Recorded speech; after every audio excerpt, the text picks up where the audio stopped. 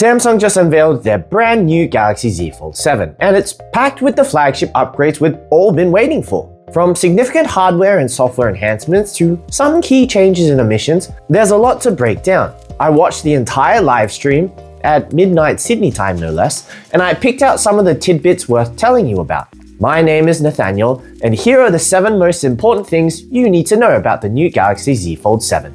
First and foremost, the most obvious one is how much slimmer the design is. They managed to reduce the thickness of their device from 12.1mm on the Fold 6 down to 8.9mm, which is a huge 26% reduction. It's not often you see such a drastic change from one year to the next, but it brings it much closer to an ordinary bar phone's width, like the Galaxy S25 Ultra or the iPhone 16 Pro Max, and more in line with what some of the international competition is doing with their foldables. But not only that, when you unfold the device, it's just 4.2mm thin. It's so thin, it barely fits in the USB port on it. And the second most important thing to know is that because it's so thin, the Fold 7 now weighs 215 grams, compared to the Fold 6, 239 grams. This actually makes the Fold 7 lighter than the S25 Ultra by 3 grams, and a whole 12 grams lighter than the 16 Pro Max. It's even a whole 42 grams lighter than the Pixel 9 Pro Fold, probably its biggest competitor in the US, and in fact,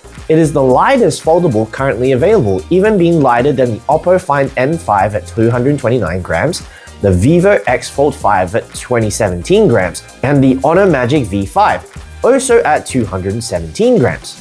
The third most important thing is that the front display has increased from 6.3 inches from the previous generation to 6.5 inches, and it now has a wider 21:9 aspect ratio compared to 22.1:9, making the front display a lot more usable and comfortable than before, and not as cramped compared to the Fold 6. Also, because of this new larger front display, the inner display has also increased in width from 7.6 inches to a massive 8 inches, which is a lot of extra screen real estate for your viewing, gaming, or multitasking needs. The fourth most important thing is about the camera. One of the problems with the Fold series has always been that it is touted as a flagship device, but didn't have the camera specs to match. But now, it has a flagship level 200 megapixel main camera sensor. This is the same 200 megapixel main camera sensor that is on the S25 Ultra as well as the S25 Edge, so the quality of the photos would be on par as those two. The only downside is that the ultra-wide and telephoto remain the same 12 megapixel and 10 megapixel respectively, but I'll take the upgraded main camera over upgraded ultra-wide and telephoto lenses. The fifth most important thing to know, unfortunately, is not a positive one.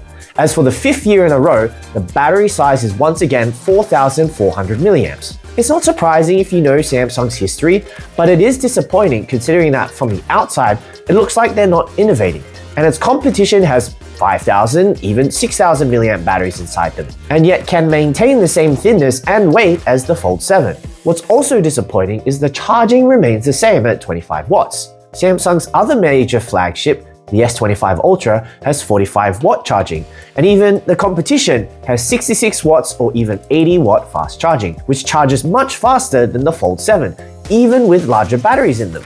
The sixth most important thing to know is also another sad one, because with the Fold 7, there is no longer S Pen support. Samsung's 2 reasons is that they had to remove the digitizer layer in order to make the device thinner, and that there was low usage of the S Pen. The first reason is somewhat understandable. A thinner foldable device is probably a higher priority, but removing it because it has low usage? First of all, you never built the S Pen into the Fold in the first place, and then in order to get an S Pen, you had to buy an expensive case. It's no wonder there was such low usage. And finally, the 7th most important thing to know is the price. The Fold 7 has gone up in price, starting at $1,999 in the US, $2,099 in Europe, and $2,899 in Australia. That's an increase of $100, 100 euros, and $150 reduced respectively over the previous generation. Incredibly, the UK managed to keep the price the same at £17.99 British pounds. Whatever Harry Potter wizardry they managed to do to keep the price the same,